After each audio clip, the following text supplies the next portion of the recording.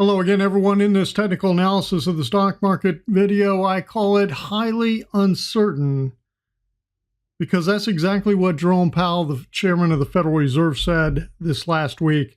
Quote, "The path ahead is both highly uncertain and subject to significant downside risks." Maybe that's why companies in this last earnings cycle, earnings reports, have been canceling earnings outlooks for the rest of the year, canceling stock buybacks, reducing or eliminating dividends. The path ahead is both highly uncertain and subject to significant downside risk. All right, we're going to take a look at the S&P 500 today, and we're going to look at what has happened here yesterday on Friday and then how the weekly chart looks. Take a look at the Elliott Wave picture. So here's what's going on. It was up 11.20 on Friday, kind of a little bit of a reversal type candle on Thursday. That's what you're seeing right here. Now, the interesting thing is this same kind of candle or bar has occurred numerous times back over here when the sell-off was going on in March. You look, you got a reversal candle here. When it breaks it, it's pretty negative, okay? So when you break that low, it's very negative. It happened again here. And then it happened again on, I'm looking at my dates, happened March 28th, March 10th, and again on March 13th. Look at this big candle, big reversal. You think everybody was pretty bullish at the end of that day, or people were thinking, well, we got a turn? And then the very next day it takes out that low. So we'll see how long this holds. We'll see what happens in here. We'll see if this little trend line wants to break this coming week and whether the market continues to roll over. All right, let's take a look at the weekly view. What did it do for the week? It was down 66.10 for the week. So again, down 66.10. This is really not telling us a whole lot in here. It's telling you that we're swinging. We're doing a lot of chop. We're just kind of going back and forth right now. Okay, or at least that's what we've done for the last few weeks. I mean, when you look over here, you could look across. What is this high here? April 17th, we closed 2874.56. We closed 2863. We're down a whopping 11 points since April 17th. So we really haven't broken a whole lot higher. We did momentarily. The high is actually the 29th. But we haven't broken down significantly yet either. So here's what I'm looking at. We're still looking at this as intermediate wave 2. Let me take this out a little bit more. This is the retracement, just to let you know how deep the retracement's already been. And I'm talking about wave 2 as a percent of wave 1. How deep has it retraced the move? Because many times you come down, you get a retracement, then you proceed in the direction that you were going in. And that's what we so far have done. We'll see. It's important that this 29th high holds. The other thing that we're looking at is this move that's going on right down in here. We're looking for 5 waves to come down and complete the first minor wave down, okay? So right now we're looking for this third minute wave in here. Let me get my highlight on it to complete, okay?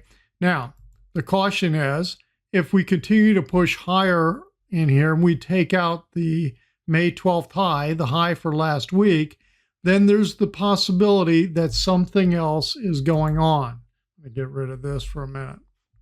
Okay, so there could be an alternative. We could be continuing to subdivide. Now, the reason I'm a little hesitant, it's not my preferred count, let's put it that way. This is my preferred count that we're starting to roll over and moving down.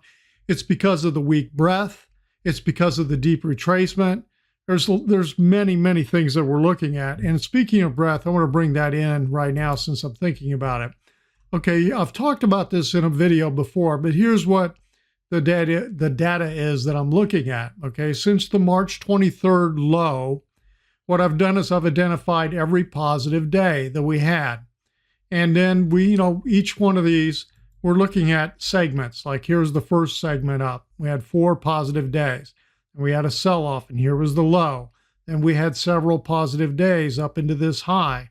And I only took the breadth of the positive days where the S&P 500 closed higher.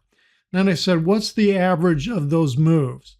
Well, the first move was 6.06 in terms of advancing versus declining issues. Okay, that's what you see right here, advancing and declining issues on the New York Stock Exchange. The second segment was 5.01, weakened a little bit. Then we weakened a little further, 3.71. Then this last leg up in here, 2.10. And then this little 2-day rally this last week was a whopping 1.25 average, okay, of those 2 days. Now, where is the McClellan Oscillator? Okay, on the New York, we've come down negative after bouncing around and staying up above zero for quite a while, okay? We came down, we got deeply oversold, although it wasn't extremely. You got to get below minus 150 to get considered to be deeply oversold. We got to minus 130.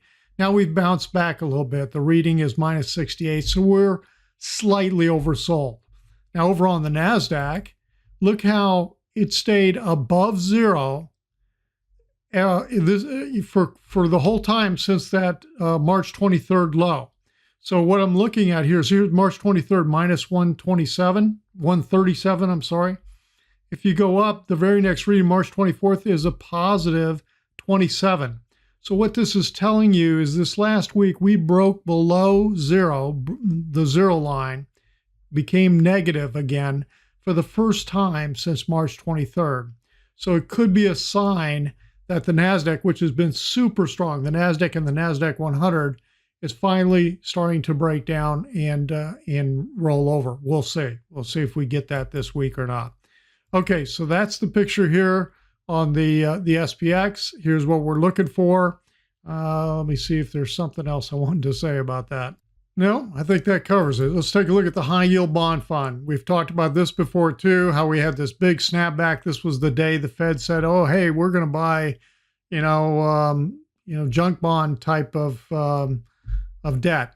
Okay. I think that they've got some pretty strict guidelines as to what they're looking at. But since that day, April 9th, here's what HYG has done.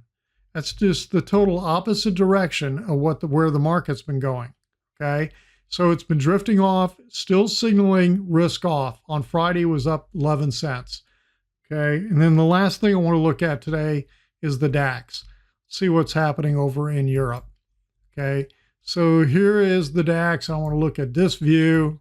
Here's the scenario. Let me correct that.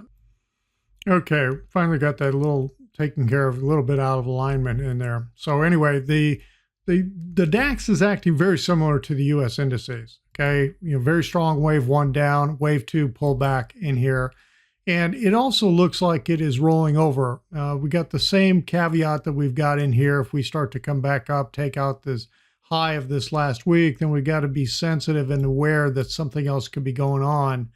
The retracement in here that we've had 2 versus 1, it's not quite as deep as the US, the S&P 500, but it's still over 50% in terms of the pullback. So we're watching this, and the other interesting thing is if you take a look at the weekly view in here, look at this candle. This is a very bearish engulfing candle of the previous week price action. So that is not very positive for the DAX in terms of what might be coming up over the next week or two. That's a pretty negative picture in here with this kind of a bearish engulfing type candle. So we'll see what happens. That is the picture on the DAX. It was down 439.31 for the week. All right, everyone, I hope you found that helpful. If you did, give it the thumbs up. And if you're not a subscriber here on YouTube, hit that little subscribe button. If you'd like more of this kind of information, head on over to joehenches.net and check out my website. Check out the membership. We talk about these types of things every day. We look at all the indices, a whole suite of indicators, and look at all of this every day and trade ideas, etc. All right, everyone, that's it. Everyone have a great weekend. Talk to you on the next video.